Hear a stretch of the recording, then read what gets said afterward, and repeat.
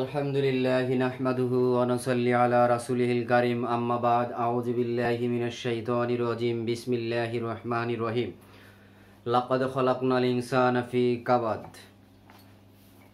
আমি মানুষকে এক কঠোর পরিশ্রমের মাঝে পয়দা করেছি। সূরা বালাদ আয়াত নং 5, দুঃখিত আয়াত নং 4। সূরা 3-এর মধ্যে আমরা একটা আয়াত পাই, লাকাদ খালাকনাল ইনসানা ফি আহসানি তাকওয়িম। আমি মানুষকে উত্তম আকৃতিতে পয়দা করেছি। আর সূরা বালাদের 4 নং আয়াতে বলছে লাকাদ খালাকনাল ইনসানা ফি কাবাদ। মানুষকে যে আল্লাহ তাআলা ভালোবেসে বানিয়েছেন সেটা কিন্তু স্পষ্ট একবারে। অনেক সূরার মধ্যে বলছে আমি তাকে এভাবে জ্ঞান দান করেছি। সূরা বালাদের অনেক আয়াত আমি বলবো আজকে এটার ফাঁকে। সূরা বালাদে আমাদের যে বিবেক দিছে, আমাদের ন্যায় অন্যায় দুটি পথ দিছে, অনেক অনেক কিছু আল্লাহ তাআলা এটার ভিতরে বলে দিছেন। তো সূরা আজকে তোমাদের জন্য উপস্থাপন করব ইসলাম ও নৈতিক শিক্ষা নবম দশম শ্রেণীর শিক্ষার্থীদের জন্য দ্বিতীয় অধ্যায় শরীয়তের উৎস, এই অধ্যায় থেকে পাঠ 9 সূরা আত-তিন। তো তোমাদের সকলকে স্বাগত জানাচ্ছি। আজকে হলো 2রা মুহররম 1443 হিজরি। পাঠে চলে যাচ্ছি। পরিচয়, সূরার পরিচয়। সূরা আত-তিন আল কোরআনের 95তম সূরা। এটি মক্কায় অবতীর্ণ এবং এর আয়াত সংখ্যা 8। সূরার প্রথম শব্দ আত-তিন থেকে সূরার নাম আত-তিন রাখা হয়েছে। ইংরেজিতে একটি কথা বলে যে a beautiful name is better than a lot of wealth. একটি সুন্দর নাম অনেক সম্পদ থেকে উত্তম। আমাদের সৃষ্টিকর্তা আল্লাহ তাআলা প্রতিটা জিনিসকে এত সুন্দর করে সৃষ্টি করেছেন, এমনকি সূরাগুলোর নামও অনেক সুন্দর করে দিয়েছেন। শানে নুজুল, বিশেষ কোনো ঘটনা বা অবস্থায় পরিপ্রেক্ষিতে এই সূরাটি নাজিল করা হয়নি, বরং মানবজাতির, পরের শব্দটা ছাপায় ওঠে নাই, মানবজাতির জীবন পূর্ণ সফলতা লাভের দিক নির্দেশনা ও পরকালের জবাবদিহির কথা স্মরণ করিয়ে দেওয়ার জন্য আল্লাহ তাআলা এই সূরা নাজিল করেন। মানুষের প্রতি আল্লাহ তাআলার প্রদত্ত কতিপয় নিয়ামতের কথা স্মরণ করিয়ে দেওয়ার পর আল্লাহ তাআলা এতে মানবজাতির উৎপত্তি ও পরিণতির কথা স্মরণ করিয়ে দিয়ে এই সূরা নাজিল করেন। তো শব্দার্থগুলো একটু খেয়াল করি সূরায় প্রবেশের আগে। ওয়া অর্থ হলো শপথ, আত-তিন আঞ্জির বা ডুমুর জাতীয় ফল, আর জাইতুন জলপাই জাতীয় ফল, তুর পর্বত, সিনাই প্রান্তর, হাজা এই, আর জালিকা অর্থ হলো ওই। আল বালাদ, জালিকা এখানে নাই, আমি বললাম আর কি। আল বালাদ অর্থ শহর। এই কোন শহর? পবিত্র মক্কা নগরীর কথা বলা হয়েছে। আল আমিন নিরাপদ। আচ্ছা, আল আমিন, এখানে আল আমিন একটা অর্থ হলো বিশ্বাসী। এইখানে মানে বানানের ভেদ আছে। খলাকনা, আমি সৃষ্টি করেছি, আল ইনসান মানব জাতি, আহসান অতি সুন্দর, তাকওয়িম আকৃতি গঠন অবয়ব, সুম্মা অতঃপর পুনরায় অনন্তর, রদাদ নাহু আমি তাকে নামিয়ে দিয়েছি, আসফালা সর্বনিম্ন, ইল্লা ব্যতীত তবে ছাড়া, মানে উইদাউট, আল্লাহ জিনা যারা, আমানু তারা ঈমান এনেছে, আমিলু আইন কঠোর করে উচ্চারণ হবে, তারা আমল করেছে, সলিহাত সৎকর্মসমূহ, আজরুন প্রতিদান, গয়রু মামনুন অশেষ অবারিত, মা ইউকাজ্জিবুকা কিসে তোমাকে অবিশ্বাসী করে, আল্লাহ জি আদ-দিন কর্মফল দিবস, বিচার দিবস, কিয়ামত দিবস, জীবন বিধান, আহকামি শ্রেষ্ঠতম বিচারক, আল হাকিমিন বিচারকগণ। তো সূরায় যাব। সূরা যাওয়ার আগে সূরা বালাদের আমি দুই একটা আয়াত বলবো। বিসমিল্লাহির রহমানির রহিম, লা ইউকসিমু বিহাজাল বালাদ, আমি শপথ করেছি এই পবিত্র মক্কা নগরীর। এখানে কিন্তু বলছে যে আল্লাহ তাআলা বলছে অত-তিন ওয়াজ জাইতুন অতুরি সিনিন, এখানে বলছে ওয়াজাল বালাদিল আমিন, আর এখানে বলছে লা ইউকসিমু বিহাজাল বালাদ, মানে প্রায় কাছাকাছি।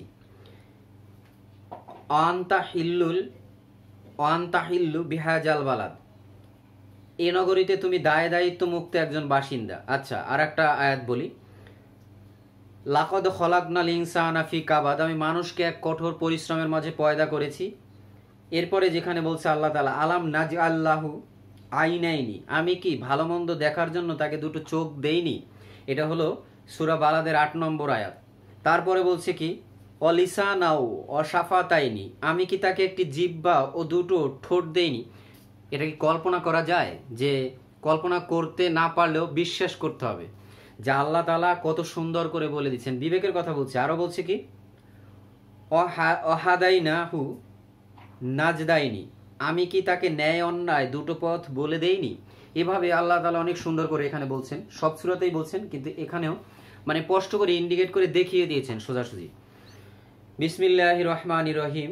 অত্তিনি ওয়াজ জাইতুন, শপথ আঞ্জির বা জায়তুনের, অতুরে সিনিনা, আর শপথ সিনাই প্রান্তরস্থ তুর পর্বতের, অহাজাল বালাদিল আমিন, এবং শপথ এই নিরাপদ নগরীর, মক্কা নগরীর কথা বলা হয়েছে। লাকাদ খলাকনাল ইনসানা ফি আহসানি তাকওয়িম, নিশ্চয়ই আমি মানুষকে সুন্দরতম গঠনে পয়দা করেছি। সুম্মা রাদাদনাহু আসফালা সাফিলিন, এরপর আমি তাকে নামিয়ে দিয়েছি সর্বনিম্ন স্তরে। আল্লাহ তাআলা যাকে নিচে নামিয়ে দেবেন তারা কখনোই উপরে উঠতে পারবে না, আর আল্লাহ তাআলা যাকে উপরে তুলবেন তাকে কেউ টেনে নামাতে পারবে না।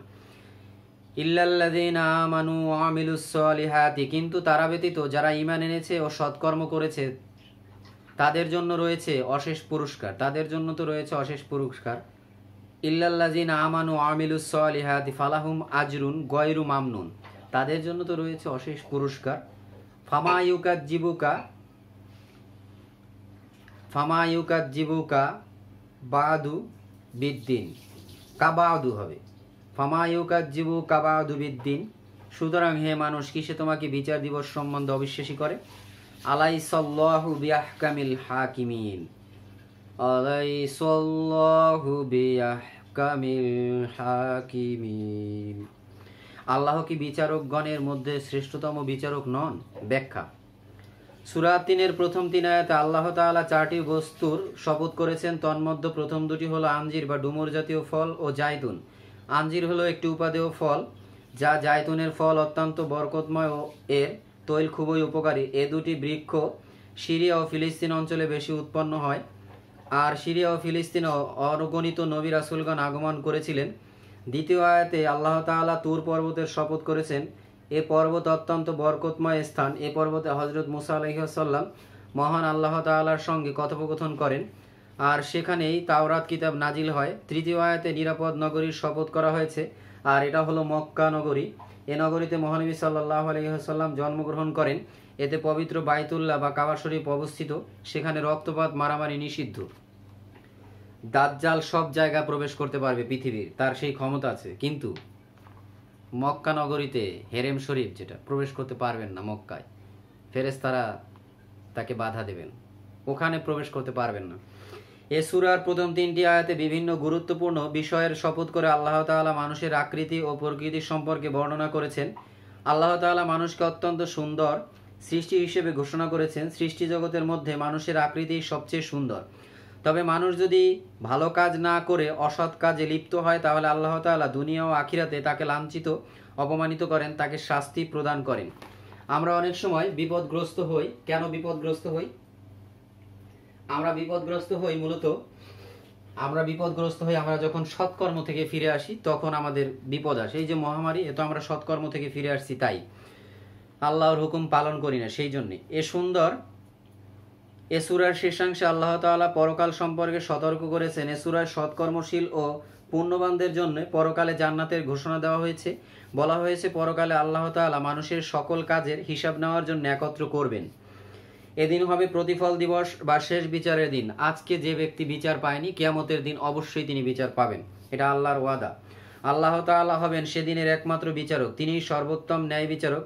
যে গরিব মানুষটা আজকে বিচার পায়নি, সেদিন কিন্তু তিনি বিচার পাবেন। আল্লাহ তাআলা বলছেন, খেজুরের ভিতরে যে সাদা একটা আঁশ থাকে, সেই আঁশের উদাহরণ দিয়ে বলছেন যে আমি কোনো মানুষের সাথে এই আঁশ পরিমাণও জুলুম করি না, তার প্রাপ্য আমি তাকে ফিরিয়ে দিই। আল্লাহ তাআলা হবেন সেদিনের একমাত্র বিচারক, তিনি সর্বোত্তম ন্যায় বিচারক। মানুষের দুনিয়ার কৃতকর্মের জন্য তিনি পুরস্কার ও শাস্তি প্রদান করবেন। শিক্ষা কি সূরাটি থেকে? মানুষ সৃষ্টি জগতের শ্রেষ্ঠ ও সুন্দরতম সৃষ্টি। মানুষের সম্মান ও মর্যাদা সৎকর্মের উপর নির্ভরশীল। অসৎকর্ম করলে মানুষ মনুষ্যত্বের স্তর থেকে পশুত্বের স্তরে নেমে যায়। সৎকর্মশীলগণ পরকালে অশেষ ও অফুরন্ত পুরস্কার লাভ করবেন। আল্লাহ তাআলা সর্বশ্রেষ্ঠ বিচারক। আমরা একটা বিষয় খেয়াল করি, কোরআনে হালালের জন্য যে আয়াত নাজিল করছে আল্লাহ 250, হারামের জন্য 250, জাহান্নামের জন্য 1000, জান্নাতের জন্য 1000। তবে যেখানে তিনি পুরস্কারের কথা বলেছেন, সেখানে কিন্তু তিনি বেশি বার বলেছেন। শেষ বিচারের দিন তিনি সকল মানুষের কৃতকর্মের হিসাব নেবেন। মহান আল্লাহ তাআলা আখিরাত সম্পর্কে আমাদের পুরোপুরি সাবধান ও সতর্ক করেছেন। সুতরাং কোনো সুস্থ বিবেকবান মানুষের এটি অবিশ্বাস করা উচিত নয়। এবার চলে আসি শব্দার্থে। অর্থ শপথ, এটা আগে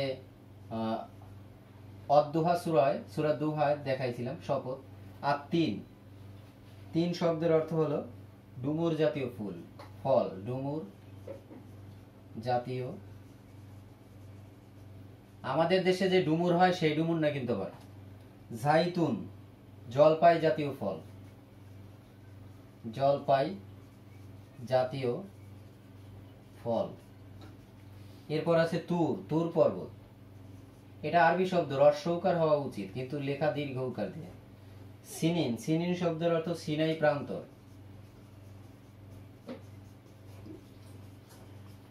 হাজা অর্থ এই, আর বলছিলাম জালিকা অর্থ ওই, বালাদ অর্থ নগর বা শহর, পবিত্র মক্কা নগর। আল আমিন নিরাপদ।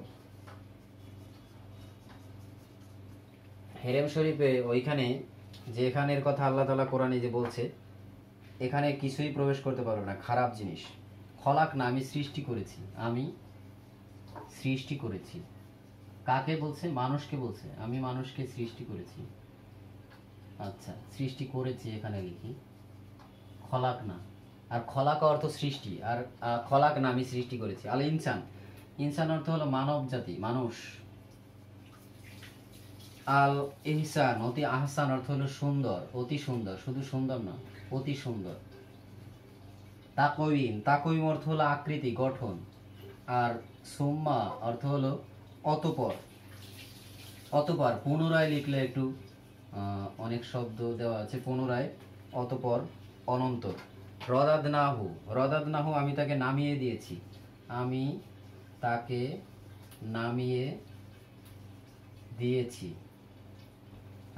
নামিয়ে দিয়েছি। তারপরে আছে আসফালা শব্দের অর্থ হলো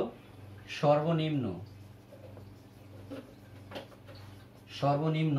এরপরে আছে আল্লাহ আচ্ছা, ইল্লা অর্থ হলো ব্যতীত, তবে। একটু বিশ্বাস, মানে একটু ভাবা যায় যে মানুষ, যে ব্যক্তি একবারে চিকুন, কাঠের মতো পা, চিকুন থেকে শোলার মতো, সেও কিন্তু এই দুটো পায়ের উপরও ভর করে চলে, কোনো সময় গড়াইয়ে পড়ে যায় না। এটা একটু মানে চিন্তা করা উচিত, মানুষকে যে আল্লাহ কত সুন্দর করে পয়দা করছে, মগজ, ত্বক ইত্যাদি। আজকে এই পর্যন্ত, পরবর্তীতে আবার দেখা হবে। তোমাদের উপরে শান্তি বর্ষিত হোক। আসসালামু আলাইকুম ওয়া রাহমাতুল্লাহি ওয়া বারাকাতুহু।